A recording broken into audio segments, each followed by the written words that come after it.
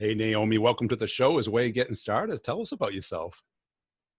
Sure. So my name is Naomi, obviously. I work for a company called Juniper Networks in the UK.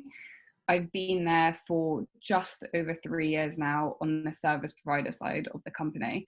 And I'm really enjoying it. I love pretty much every day of my job. Pretty much every day. Pretty much.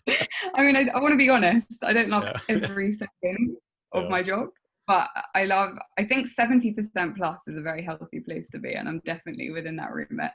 But I'm also very into family and making sure I have enough time with them as well. So yeah, Yeah. it's good all round. Now, how'd you get into sales? You don't seem to have the typical background.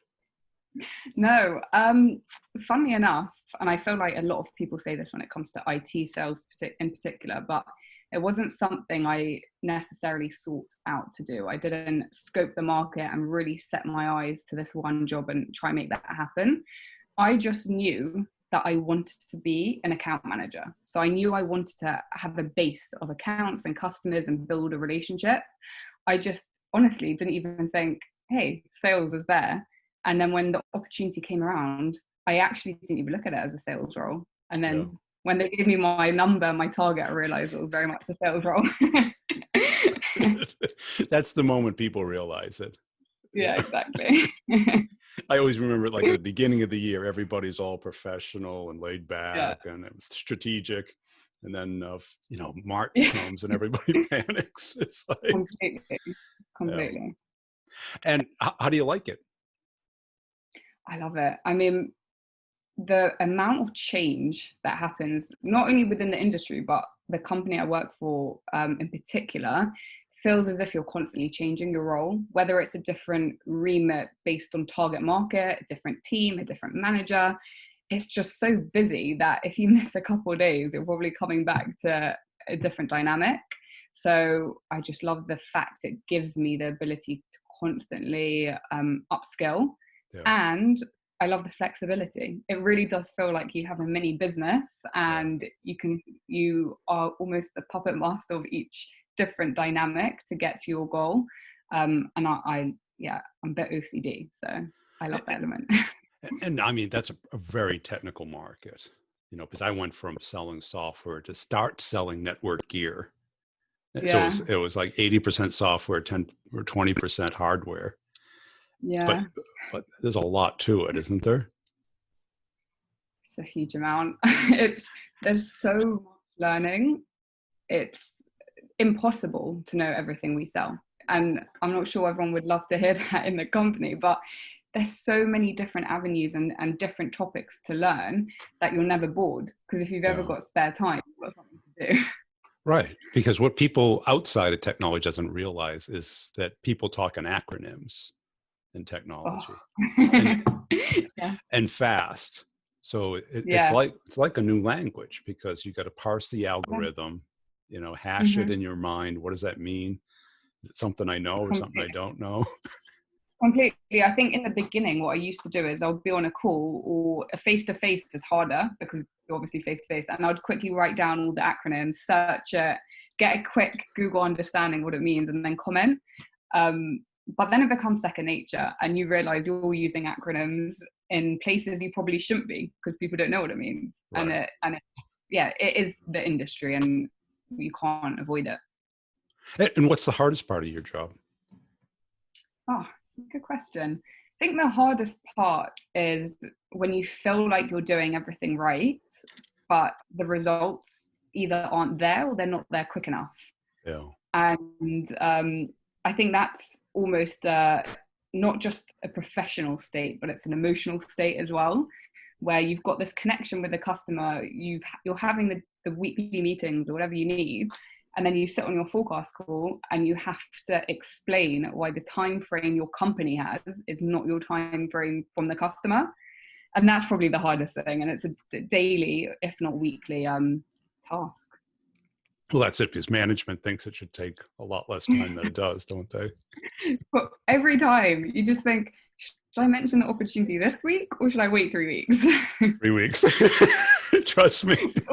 always 3 weeks. But yeah, I get it though. It's the nature of the job. So if that's not for you, you just don't do the job. And that's as simple as you can put it. And who's typically your point of contact? Is it on the network operations side or? Yeah, it's for me, I always try the highest level I can get. So I always go for that C-level exec relationship. And if I get battered down, I get battered down. But sometimes it's actually harder. Well, I found it's harder for me, at least. If you develop that mid-range relationship with an engineer or a head of department, because you grow such a strong relationship, going over their heads is often detrimental to the whole cycle. So if at least I start top wise and go down, then I've done as much as I can and I land where I can. Yeah, because that is a classic trap. It's what I call going steady with one person within the account. They feel, I don't know whether it's a subconscious thing or what, but if you've already had a conversation with somebody above them, it's okay. It's true. It's true. And it's almost like the last person you want to offend is your champion, right? And if they're not on your side, it's just a shame. Yeah. And who in the C-suite? Is it CIO? It's mainly CTO. CTO. In the service provider market, it does seem like the CTO holds not only the technical but the commercials. So it might be the mid-range type of accounts that I manage, but it is pretty much always the CTO signing off that last little bit piece of paper that you need. Yeah, I mean, because Juniper's well known, but is your whole territory existing customers or is it greenfield? Good question. If you ask my manager, he'll probably say existing. But to be honest, it's a mix. I mean, I don't do a territory-based model. I have a set of managed accounts. So the maximum accounts I have in one given time is about 30 accounts. And the majority are existing at some point of time. Right. But that could be about 6-7 years ago. So for me, I take that as net new because you've got a new team. They don't even remember what kit they've bought. And it really is a new engagement if you've not engaged in 7 years. So yeah, it's a mix.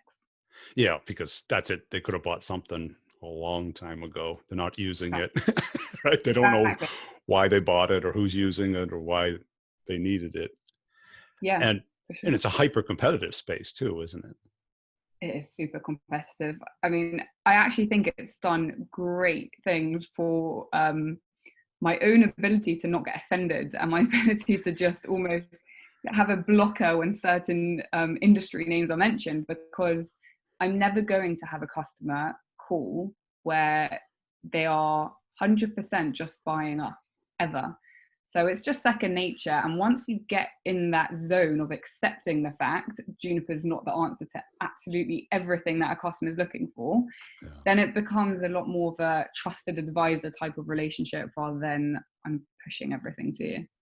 And how do you differentiate yourself, as a rep? Because you're probably not, a network PhD, right? No. Yes. So another good question. Each account manager at Juniper and most of our competitors are aligned with the systems engineer. So funnily enough, even though we're customer facing and that's our job, one of the biggest things and most important things for me when we were aligned was that relationship internally. So I wanted myself and the engineer to be so close that we can pick up on each other's, downfalls and what's our strengths and dig in that way. And I think really, without sounding too not modest, that really is something that we've been leaning on for the past year and a half, developing that co-relationship with the customer where the calls aren't just problems and they're proactive calls, and it's looking to the future rather than, what ticket do you have open now and how can we solve it? So I think that is the main thing, always looking future-wise, never just what are they trying to solve right this second. Yeah. And how do you stay out of kind of that commodity trap? because when people are buying, they always want to treat the product like a commodity. But, Yeah.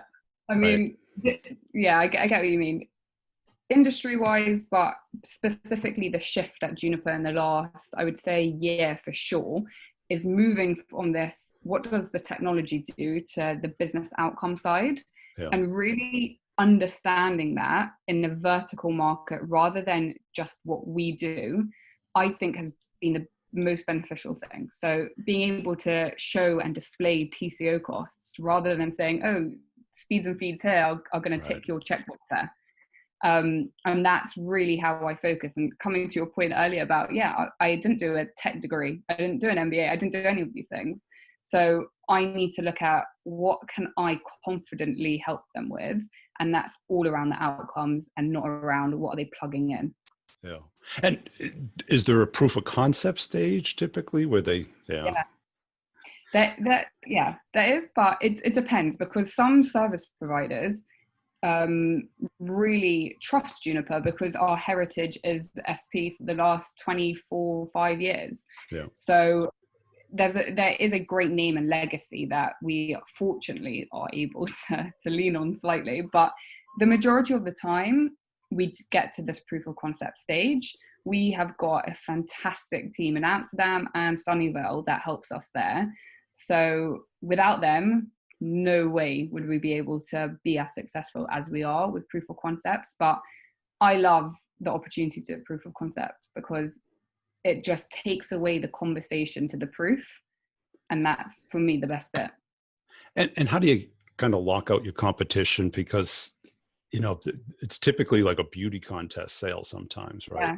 They bring you and 3 other, and there's always the do nothing alternative. Yes. Or do it later or do less. Yeah. I mean, I always welcome it, actually. I think if a customer's not bringing competition to the table, they're just not telling you. Not serious. Either they're not serious or they're doing it and they don't trust you enough to let you know it's happening. So I think when competition is brought to the table, you're able to really see who are you up against, what can we do that they can't do, and how can we chime in on specifically that aspect and then mitigate the things we might not be able to do. And there's always another thing you can bring in as an interim to cover that gap. But I think it's just about not stressing out the fact there's competition involved, really taking the time to not just look at the commercials of what's that end number, but look at the whole story around it and then figure out how are we going to really compete to win. Yeah. And how do you keep both the technical sale and the business sale moving kind of simultaneously without either one stopping the other or one overtaking the other? Yeah, so this is actually the biggest lesson I learned year 1 of sales. And that was George, who's the systems engineer I work with, being on every single call together. And just imagine how crazy our diaries were, because if it was a commercial call, George would be on it. If it was a technical call, I'd be on it. So moving forward, it just wasn't scaling. So I think the most successful way we found that's worked is always divide the conversation. So if we're on a joint call and something technical comes up during a commercial discussion that I'm leading, I'll steer the way to remain on the commercial point. And then it's also, let's not be on each other's calls. Like, I don't want to be on your calls when you're having the technical call, and you don't want to be on mine. So we totally divide that. And what's great about that is that George has this ultimate advisor status, and it's a properly holistic customer first view. And then I don't mind taking some of the pushback and the abuse. I'll take it, I don't mind, but as long as he's got that status, that's perfect for me. Yeah. And how do you differentiate from a business standpoint? Because let's say you marginally win the technical win, the beauty contest, but you're more expensive, or the terms are different or less attractive. Yeah, I think what's great about, and this is me slightly leaning on the name of Juniper, is that we have the ability of a huge company, because we are a huge company, but we treat each customer as if we're a startup. And that really means every single point of that customer's journey, we're all over it. So it's post-sale. If that sale is gone and there's actually no revenue for us for the rest of the year, we still treat them as if there's like $1 million order next quarter. And just from my feedback from customers, that's not the experience they have with other vendors. And I'm going to take their word for it. I can't say it's 100% the truth, but so far that's what I've been hearing. So just trying to always push on understanding that it's their baby, and anything we can do to help is what we want to do. So you see how you sell as a competitive advantage. Yeah, for sure. For sure. I mean, sometimes I don't know if it's just making us feel good, but the stories I hear of interactions blow my mind. And I think the management at Juniper are so in touch and realistic that you're almost working for them. I mean, you are working for them, but you want to work for them. Yeah. So if you've got an unhappy customer, the last thing you want is an escalation. And I feel as if it's such a tight-knit community internally that the only way to make sure everyone's happy, we're all good, is be a bit different in how we treat our customers and make it a lot more of a relationship than a one-point or sale. Yeah, because on the software side, I always noticed that because the big portfolio companies would copy their sales models of the bigger companies. And it was like, no, that's not what they're good at. They're good because they're big. They're not good because they sell well. Exactly. Yeah. And it's the name, right? Sometimes the swear word of Cisco, but you always hear this saying, you know, no one gets fired for buying Cisco. No one gets this if they go for Cisco. And it's true. If you go and buy Cisco and there's a massive outage, no one's going, it's Cisco. Right. There's just a problem.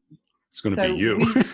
Exactly. So if someone buys Juniper and it doesn't go well, that person is like up for scrutiny.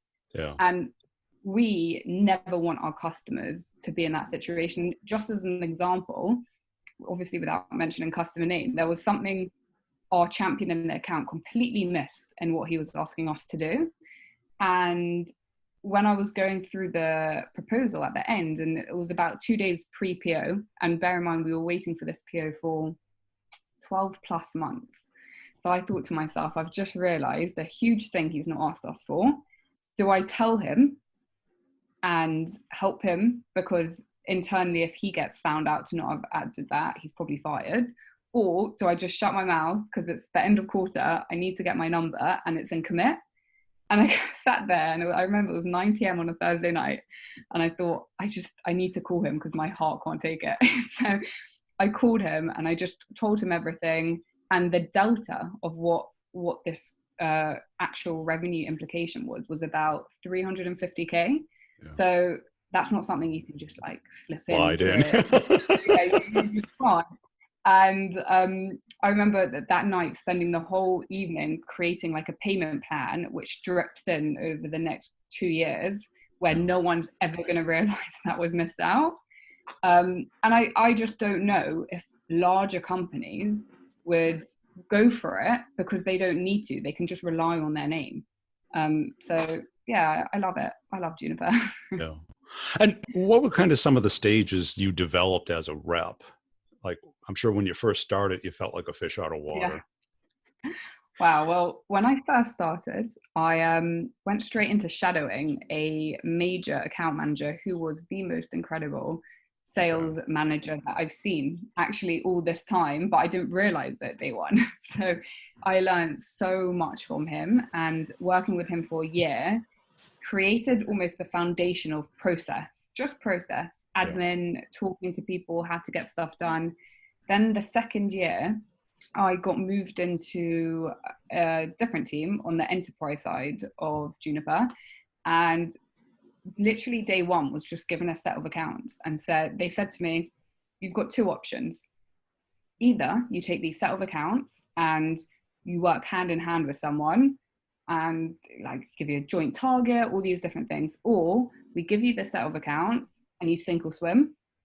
And I just thought, I'll take the set of accounts and I'll sink or swim, because Yeah.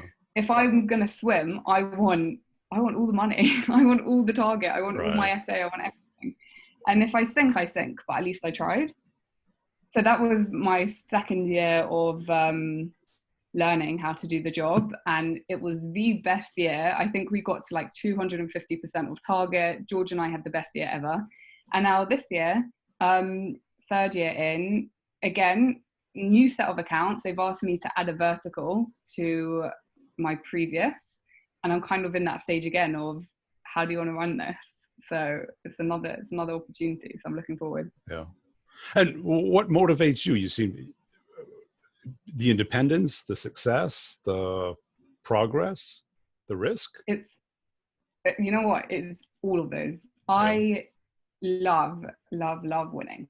That feeling of knowing something's coming in, knowing you made that happen is just the absolute best feeling in the world. Yeah. And I love the feeling of being in an issue and then coming out of that issue. So I almost get excited when problems come up, because I'm thinking, this is great, because once I'm out, it's going to feel great. So it's all around that feeling of moving to the next stage. What else can I do here? What other job can I get? Not outside of Juniper, but internally even. Right. So it's that constant like forward looking, how can I get better? And that really motivates me hugely. And what is it about winning? Is it beating the competition? Is it doing a great job? Is it the success that comes with winning? Yeah, I think it's a lot to do around the opportunity post-winning that I find the most rewarding, because you win an account or you win an opportunity, and then just suddenly 5 other things are open to you, because you're now that person that won that difficult opportunity. Or you even self-confidence, you feel so much better and ready to go into battle. And each time those little things happen, I feel like I'm just growing and growing, which, for sure motivates me daily. So it's the building up, because it is good. Yeah. You win an account and all of a sudden now it just snowballs.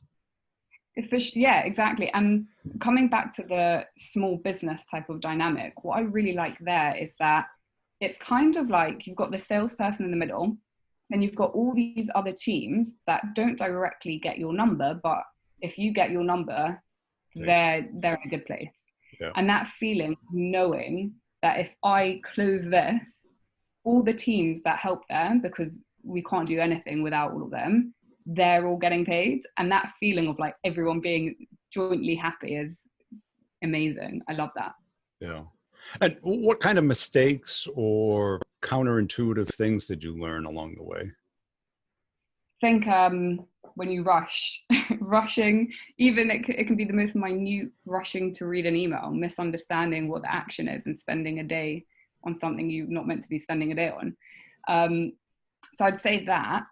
And I would also say when a customer challenges you, coming back to the competition thing with, well, if we can't get to this price, or if we can't do this by tomorrow, we're going to look at Cisco. That used to scare me so much, because I didn't want to be the person to sit on that forecast call and go, we lost this to Cisco, because I wasn't able to turn something around. So it's learning that when that comes up, don't rush.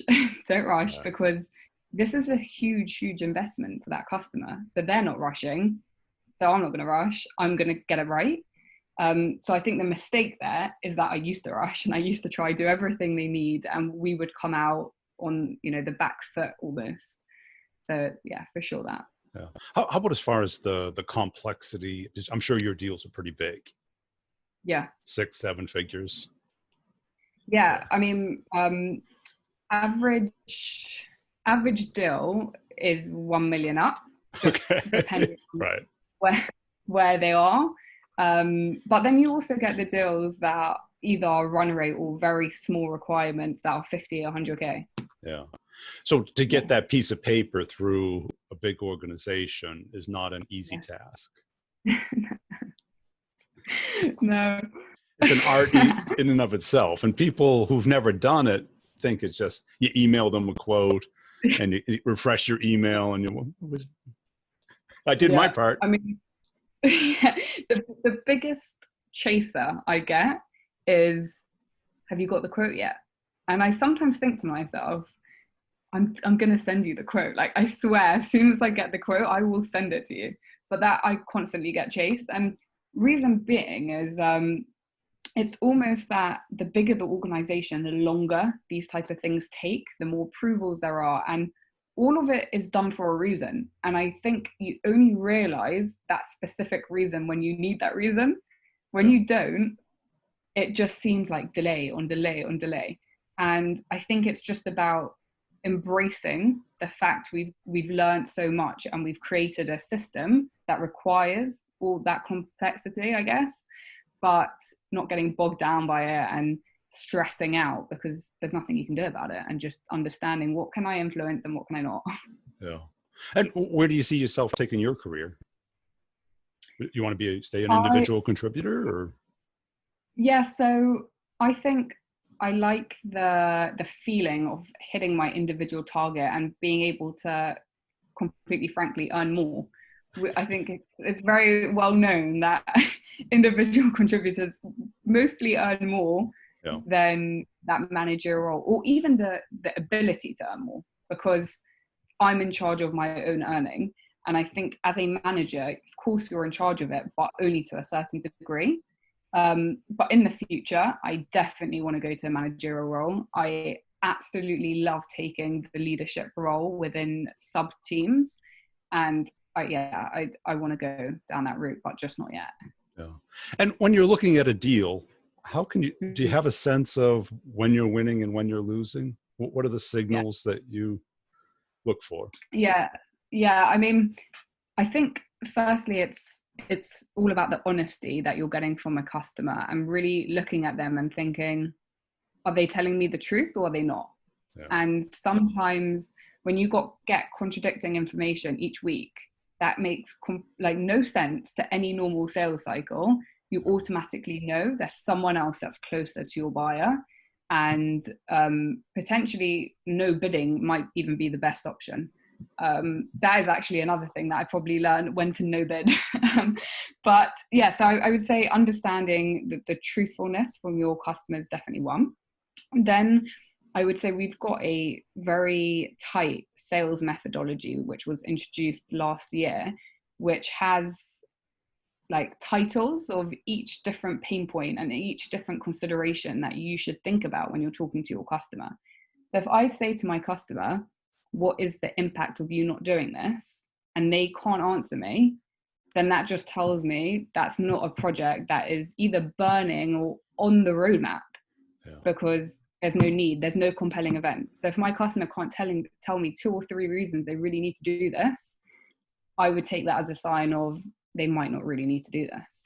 Right. They're window shopping. They're like, yeah, let's see what's new out there. Definitely. I mean, and you know what? I don't blame them. In that career, you need to know what the market's doing. So if you can catch and latch on to an account manager in SE who's going to constantly resource research methods for you, then why not? But yeah, when you've got a number, you've got to look out for these things and understand where you're wasting resource. And how about as far as, I think we talked about the winning and the losing. Do you run into that a lot, where you're kind of just there as column B? I think we know very early on when we're column B. Yeah. And one of the largest deals that we've closed this year, we were column B and we are column B, but we won because it's dual vendor. So it's not the worst thing to be column B. I don't think it is. I just think, how can you prove as column B that you are still worthy?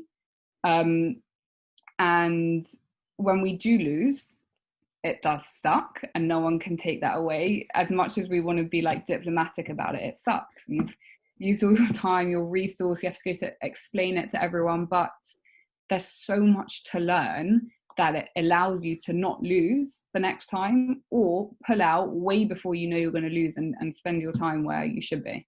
Yeah. And so now, do you hate to lose? I mean, because I heard the love to win, but some people hate to lose so much that it drives them more than the love to win.